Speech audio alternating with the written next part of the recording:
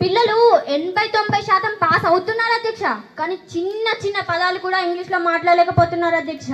ఈ ప్రభుత్వం విద్యార్థుల నైపుణ్యాన్ని, అభివృద్ధిని మర్చిపోయి మొద్దు నిద్రలో ఉంది అధ్యక్ష. మీ ద్వారా వీరిని నేను ఈ ప్రశ్న అడగదలుచుకున్నాను అధ్యక్ష. ప్రధానమంత్రి గారు వివరణ ఇవ్వాల్సిందిగా కోరుతున్నాను. అధ్యక్ష, మా ప్రభుత్వం విద్యార్థుల పట్ల చాలా చిత్తశుద్ధితో పనిచేస్తుంది అధ్యక్ష. ఇంజనీరింగ్ పూర్తి చేసిన విద్యార్థులకు ప్రతి రాష్ట్రంలో 100 ఎకరాలలో స్కిల్ యూనివర్సిటీని స్థాపించాము అధ్యక్ష. కొన్ని వేల మంది విద్యార్థులలో నైపుణ్యాలను అభివృద్ధి చేస్తున్నాము అధ్యక్ష.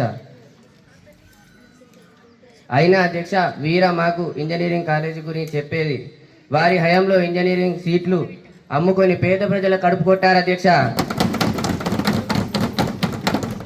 ఈరోజు వాళ్ళు పేద ప్రజల డబ్బులతో భవనాలు కట్టుకున్నారు అధ్యక్ష.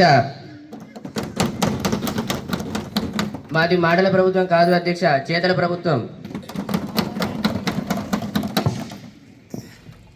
అధ్యక్ష, ప్రధానమంత్రి గారు అన్నదానికి నాకు చాలా బాధ అవుతుంది అధ్యక్ష. దీన్ని మేము తీవ్రంగా ఖండిస్తున్నాం అధ్యక్ష. పేదవారి డబ్బుతో మేము బిల్డింగ్స్ కట్టుకోలేదు అధ్యక్ష. నా చిన్నతనంలో నేను ఏం చేశానో తెలుసా అధ్యక్ష?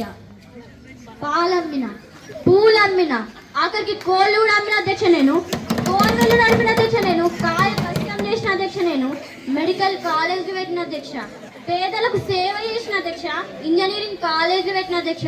స్కాలర్షిప్లతో పేద విద్యార్థులకు విద్యను అందించిన అధ్యక్ష.